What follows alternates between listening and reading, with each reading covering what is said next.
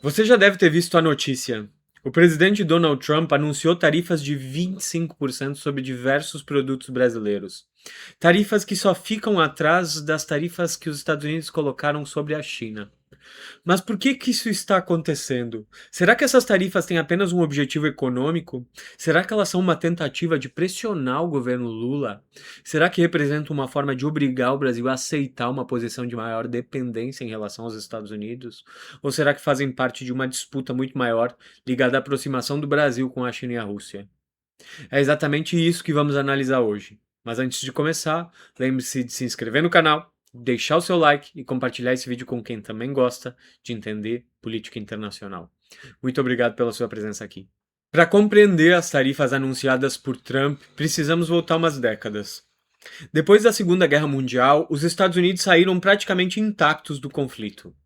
Enquanto a Europa e o Japão estavam devastados, a indústria norte-americana produzia cerca de metade de toda a produção industrial do planeta.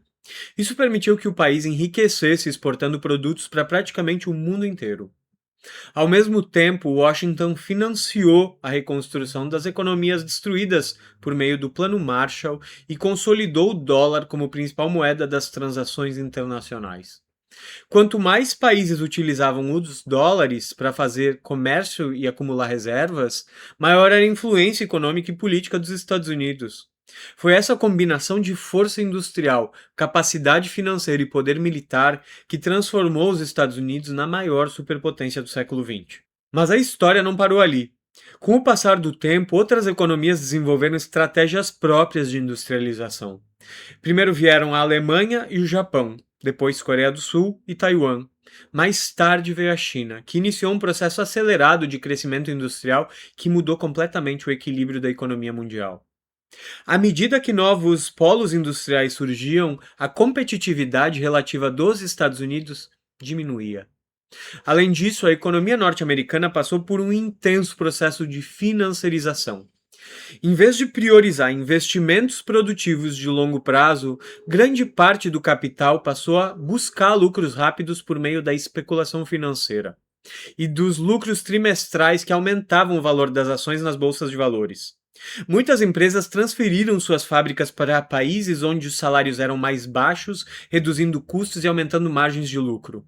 Durante muitos anos, os Estados Unidos continuaram defendendo o livre comércio e a globalização porque essa estratégia ajudava a manter sua liderança internacional. Entretanto, outros países utilizaram justamente essa abertura para fortalecer suas próprias indústrias nacionais e disputar espaço nos mercados internacionais. A mudança na arquitetura da economia internacional fez com que o resultado fosse um crescimento constante do déficit comercial americano. Hoje, os Estados Unidos importam muito mais produtos do que exportam para boa parte do mundo, acumulando déficits de centenas de bilhões de dólares. Enquanto isso, a China apresenta enormes superávites comerciais, consolidando sua posição como grande potência exportadora. Paralelamente, ocorreram outras mudanças importantes dentro dos próprios Estados Unidos. Houve redução de impostos para os mais ricos, diminuição relativa dos investimentos públicos em áreas como educação e saúde e manutenção de gastos militares extremamente elevados para manter bases ao redor do mundo. Como o país continuou sustentando uma gigantesca presença militar global e preservando o dólar como principal moeda internacional, o governo precisou emitir volumes cada vez maiores de títulos da dívida pública. Como consequência, a dívida norte-americana atingiu cerca de 40 trilhões de dólares. Foi nesse ambiente de insatisfação econômica que Donald Trump construiu sua ascensão política na eleição dos Estados Unidos. Ele acusava os governos anteriores de terem permitido a desindustrialização dos Estados Unidos e de terem facilitado o crescimento econômico da China. Seu principal slogan, Make America Great Again, Faça a América Grande de Novo, refletia justamente essa promessa de reconstruir a capacidade industrial dos Estados Unidos.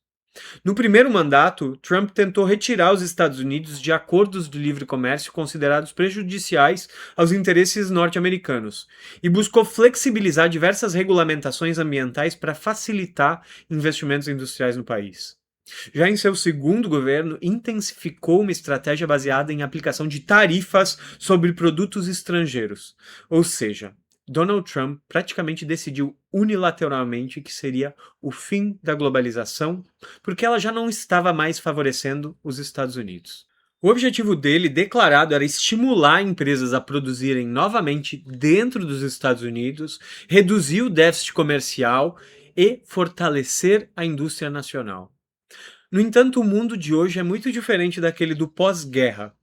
As economias estão mais integradas, outros países possuem capacidade de reação e responderam às tarifas norte-americanas com medidas semelhantes.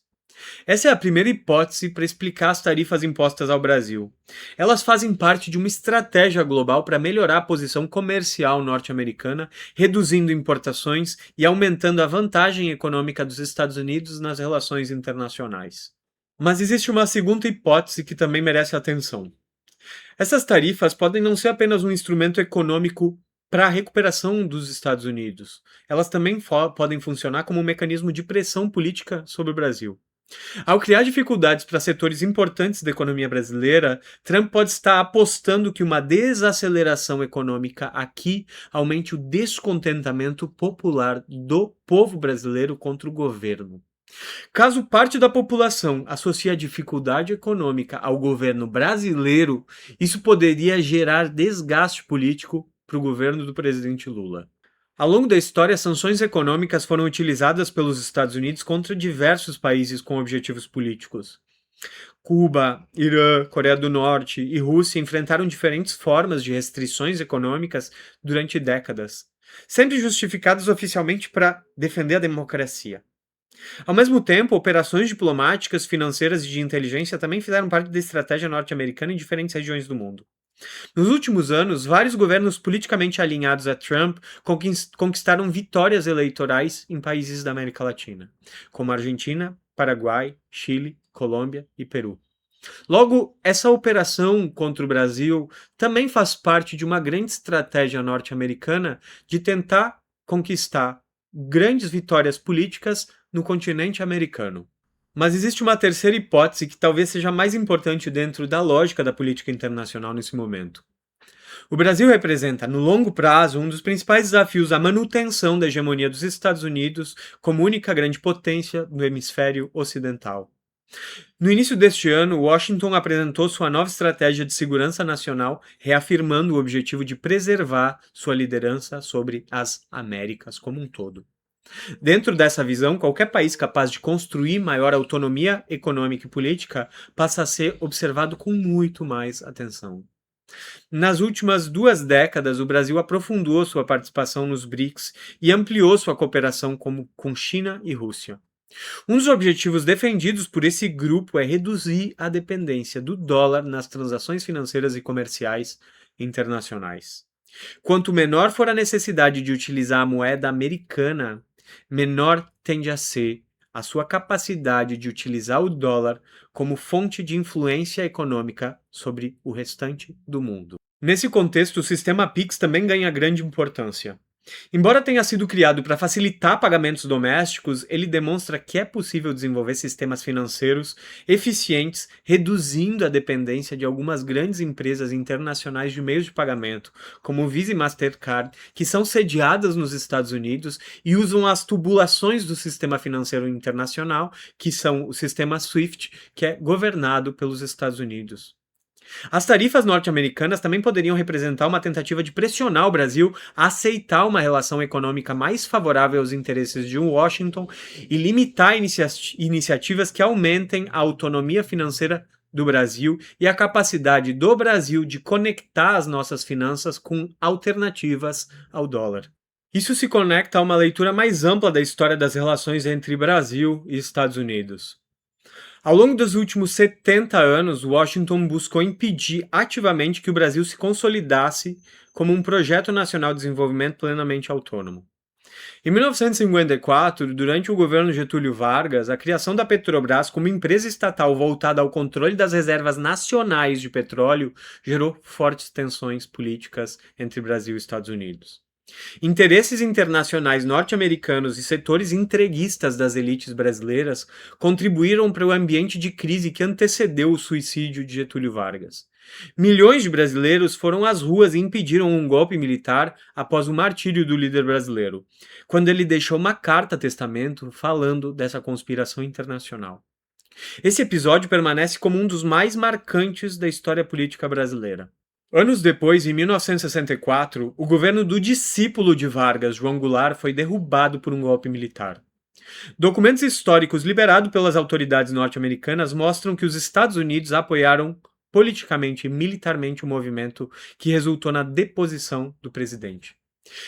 Entre as propostas defendidas por João Goulart estavam reformas econômicas que afetariam interesses de grandes empresas estrangeiras e buscariam ampliar o investimento industrial aqui no país. Jango havia proposto a Lei das Remessas de Lucro, que limitava o envio de lucros para o estrangeiro e obrigava multinacionais norte-americanas a manterem seus lucros como investimentos produtivos no Brasil, o que descontentou os barões do sistema financeiro lá fora. Já durante a ditadura militar, apoiada fortemente pelos Estados Unidos, o Brasil acumulou uma expressiva dívida externa. Os militares pegaram empréstimos lá nos Estados Unidos, junto com o FMI, para investir aqui no país. Na década de 1980, após a crise do petróleo no Oriente Médio, a elevação da taxa básica de juros dos dólares agravou a crise da dívida externa, contribuindo para um longo período de inflação elevada aqui dentro do Brasil e dificuldades econômicas. Esse contexto limitou profundamente a capacidade do Brasil de investir em desenvolvimento industrial e infraestrutura por décadas. Esses episódios fazem parte de um processo contínuo de limitação da autonomia brasileira de realizar um processo de desenvolvimento nacional por parte dos Estados Unidos. Sempre que o país tenta fortalecer sua capacidade produtiva, ampliar sua soberania econômica ou reduzir sua dependência externa, surgiram pressões políticas, econômicas ou financeiras capazes de dificultar o nosso caminho. Isso não quer dizer que os Estados Unidos não foram nossos parceiros em alguns momentos, mas as tarifas anunciadas por Trump podem ser analisadas justamente dentro desse contexto mais amplo, em que decisões econômicas frequentemente carregam também objetivos políticos e geopolíticos. O que está acontecendo agora pode ser visto como mais um capítulo de uma longa disputa por influência no continente americano e na economia internacional. Da mesma forma que os Estados Unidos tentam derrubar países como China, Rússia e Irã, o Brasil também passa a ocupar uma posição cada vez mais relevante por causa do seu tamanho, seus recursos naturais, sua capacidade agrícola, seu mercado consumidor e sua participação crescente em iniciativas como os BRICS. Se a estratégia norte-americana realmente busca conter processos de desdolarização enquanto tenta reconstruir sua própria base industrial, é natural que países considerados importantes nesse processo enfrentem algum tipo de pressão econômica. Ao mesmo tempo, também é verdade que os Estados Unidos enfrentam desafios muito maiores do que enfrentavam décadas atrás. O custo de manter sua presença militar ao redor do mundo aumentou significativamente. Afinal, eles se desindustrializaram e estão em déficit comercial. Sua dívida pública atingiu níveis historicamente elevados. A concorrência tecnológica e industrial com a China tornou-se muito mais intensa. Rússia, China e Irã desenvolveram mecanismos para reduzir parte de sua vulnerabilidade financeira diante de sanções internacionais. Tudo isso indica que o cenário internacional está passando por mudanças profundas. Nesse novo contexto, o Brasil certamente ocupa uma posição mais vulnerável do que as outras grandes potências. Mas ser relativamente mais fraco não significa que o equilíbrio internacional permanecerá o mesmo para sempre.